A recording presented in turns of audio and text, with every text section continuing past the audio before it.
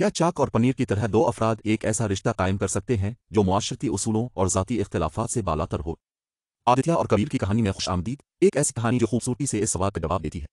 बारिश की एक आम शाम को एक मखसूस सॉफ्टवेयर इंजीनियर आदित्य ने खुद को एक झोंपड़ी के नीचे पनाह की तलाश में पाया, जहां एक मुतहर्रिक स्ट्रीट आर्टिस्ट कबीर जोश व खरूश से अपने ताज़ा तरीन फन पारे पर काम कर रहा था।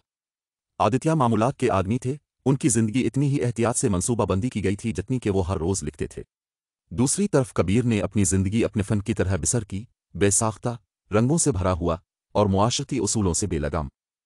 पहली नज़र में कोई सोच सकता है कि उनमें कुछ भी मुश्तरक नहीं है, लेकिन जैसा कि हम जानते हैं कि जिंदगी हैरत पर फलती फूलती है। बारिश की सिम्फनी के दरमियान पहाड़ों की पनाहगाह में आर्ट के लिए एक मुश्तरका मोहब्बत ने दोनों के दरमियान बातचीत को जन्म दिया। आदित्य, जिन्होंने अपने फनी कामों को ज़्यादा मुस्तहकम करियर के लिए पीछे छोड़ दिया था, ने कबीर के मुताद्दी जज्बे से अपने गैर फ़ाल जज्बे को दोबारा जिंदा पाया।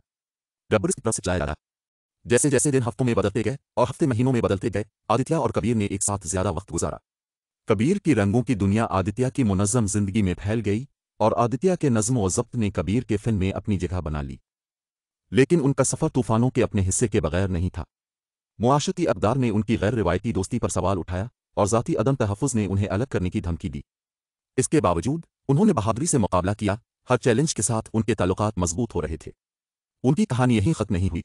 अपने मुश्तरका जज्बे में मुत्तहिद रहकर उन्होंने एक मुनफरिद आर्ट प्रोजेक्ट पर ताउन करने का फैसला किया। उनका कैनवस खुद शहर था और उनका जरिया डिजिटल आर्ट और स्ट्रीट आर्ट का इम्तिजाज था। उनका पैगाम सादा लेकिन गहरा, इत्तेहाद और तनव्वुर, गैर रिवायती की कबूलियत था। जैसे ही उनके फिन ने दुनिया में अपना रास्ता तलाश किया, उनकी कहानी ने लाखों लोगों को छू लिया। डब्बोरिस की तरफ से चलाया जाता है।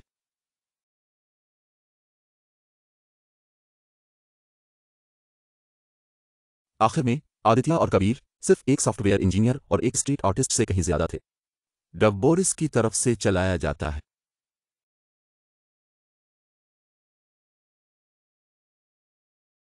लिहाजा याद रखें कि यह अक्सर मुख्तलिफ जगहों पर होता है जहां हमें ऐसी दोस्ती मिलती है जो जिंदगी भर रहती है, और इन दोस्तियों के जरिए ही हम इत्तिहाद और कबूलियत के हकीकी मानी सीखते हैं।